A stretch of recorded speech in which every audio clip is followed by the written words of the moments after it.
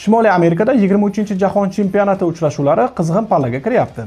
Hali ikkinchi tur davom etmoqda va favoritlar haqida gapirishga erta.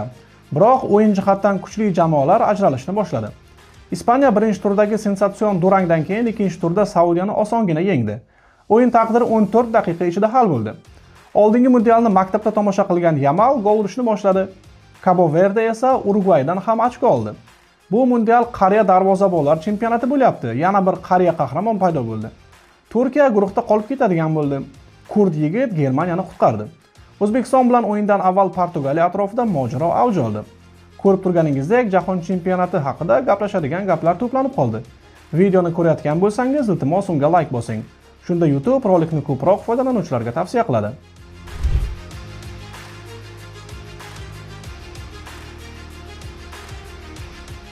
Men jahon chempionatining asosiy favoriti Ispaniya deyishda davom etaman.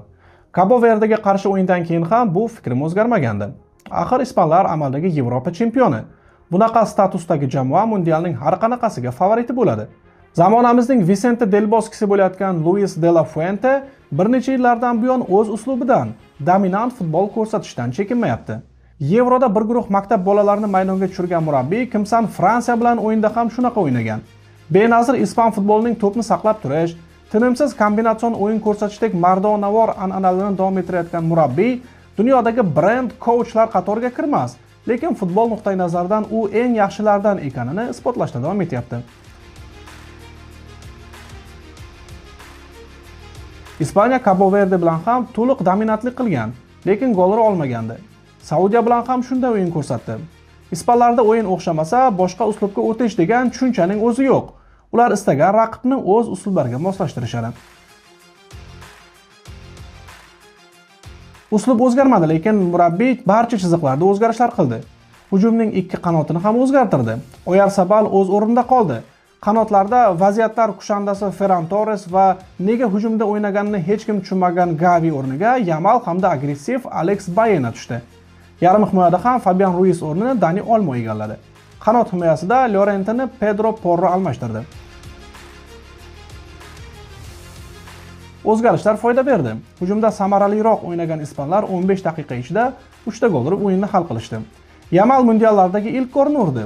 Unga Oyarzabal assist berdi va keyin o'zi ham 2 ta gol urdi. Ikkinchi bo'lim oldidan murabbiy Yamal va Oyarzabalni keyingi o'yinga asrab zaxiraga oldi. Axir Urugvayni yengib birinchi o'rinni olmasa, Ispaniya keyingi bosqichda Argentina bilan ham tushib qolishi mumkin. Ikkinchi bo'limda ispanlar bittagina gol urishdi. Kukurelyaning zarbasi raqibga tegib avtogolga aylandi. Shu o'rinda Real prezidenti Florentino Perezga qoyil qolganimni aytib ketmasam bo'lmaydi.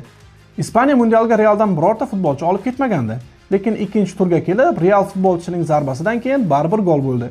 Perez qo'yarga qo'ymay Kukurelyani musobaqa davomida sotib oldi va endi Ispaniyada Real futbolchisi bor. Perez shubhasiz zamonaviy futbolning dahosi, boshqacha bo'lishi mumkin emas. Bu holatga sharhlovchi Hasan Turdaliyev ajoyib ta'rif berdi. Ispaniya Realdan futbolchi olmadi, lekin Real Ispaniyadan futbolchi oldi. Guruhdagi narigi o'yinda Vozinha boshchilik Cabo Verde endi Urugvaydan ochko oldi. Bu gal afrikaliklar 90 daqiqa himoyada turib ochko olishmadi. O'ziga xos quvlashmachoqda Kimsan 2 karra jahon chempioni Urugvaydan ochko olishdi, 2-2. Oxirgi turda Saudiya va Cabo Verde katta ehtimol play-off yo'llanmasi uchun kurashadi. G guruhi menimcha eng zerikarli guruh bo'lmoqda. Duranglar guruhida Eron bu gal Belgiyaga yutqazmaslikni uddaladi. Beyronvand eng yaxshi futbolchi bo'lgani kim ustunlik qilganini ko'rsatib turibdi. 3-tur oldidan 2 ochko yomon natija emas, lekin faqat durang o'ynab ham guruhdan chiqish qiyin masala.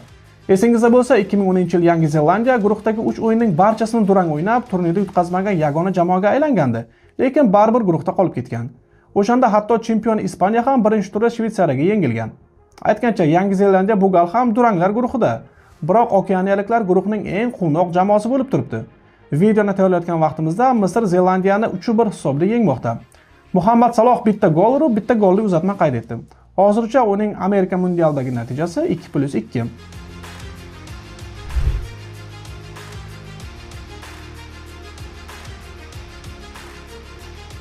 Birinchi turda Curaçao darvozasiga gol uraverib zerikkan Germaniya ikkinchi turda jiddiy qarshilikka uchradi. Amad Diallo boshchilik Côte nemislardan ochko olishiga sal qoldi. Birinchi bo'limda Barselona sobiq futbolchisi Frank Kessié fil suyagi qirg'og'idan kelgan jamoasini oldinga olib chiqdi. Nemislar 1 soat davomida afrikaliklar darvozasiga yo'l topa olmadi.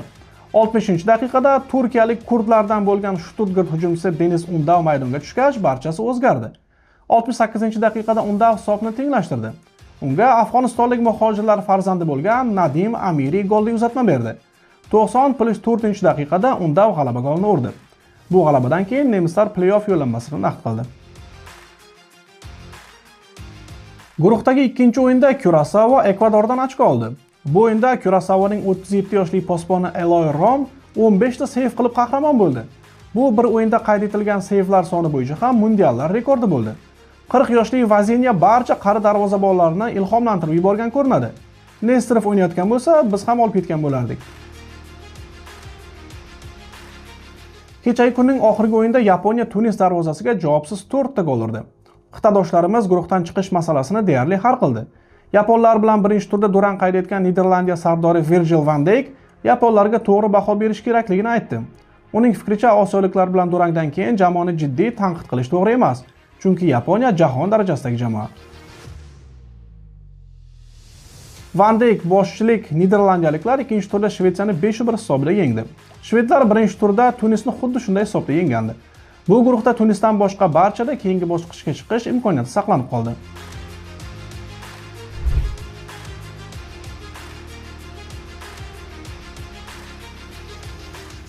Birinchi turda kutilmaganda Marokashni yenga olmagan Braziliya ikkinchi turda Haitini yirik hisobda mag'lub etdi. Mag'ribliklarga qarshi qiyin o'yinda Vinicius Junior chiroyli gol urib Braziliyaga ochko keltirgandi. Ikkinchi o'yinda ham Vini Braziliyaning yangi yetakchisi ekanini isbotladi. Mateus Cunhaning 2 goliga assistentlik qildi, keyin o'zi ham gol urdi. Shaxsiy fikrimcha, Vini hozircha mundialning eng yaxshi futbolchisi bo'lib turibdi. Chunki biror futbolchi 2 o'yinda ham bunday yorqin futbol ko'rsatmadi. Vini eng yaxshi holatida bo'lsa, Rafinyaning jarohat olgani ham, Neymar jahon chempionatiga olib ketilgani ham sezilmaydi. Axir Braziliyani bu futbolchidan maksimal foydalanishni biladigan Carlo Ancelotti boshqarmoqda. Papa Carlo bor ekan, futbolchilar favqulodda xotirjam tortib qolishadi. Chunki maydonda ishlari o'xshamasa, maydon chetidagi bobolari albatta nimadir qilishni bilishadi. Bunday sovuqqon murabbiy bilan Braziliya chinakam qo'rqinchli tus olmoqda. Men Vini va jamoasidan bu mundialda ko'p narsa kutyapman.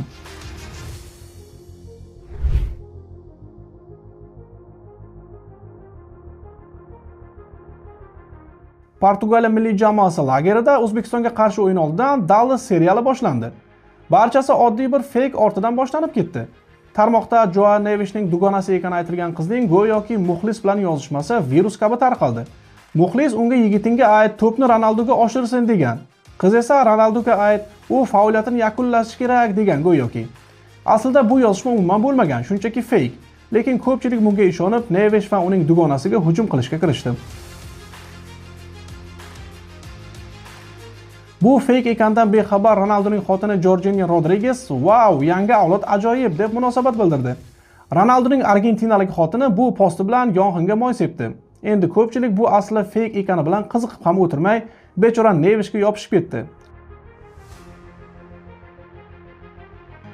Xullas, dushman lagerida ana shunaqa gaplar. Portugallar xotinlarning dedisi bilan ovora bo'lib turganda, biz ularni jimgina yutib olishimiz kerak. Bizda hozircha shular. Mundial o'yinlarini biz bilan birga kuzating. Biz o'yinlarni mana shunday erkin formatda sharhlashda davom etamiz. Keyinroq O'zbekiston milliy jamoasi Portugaliya bilan o'yinda nimalarga e'tibor berishi kerakligi haqida video e'lon qilamiz.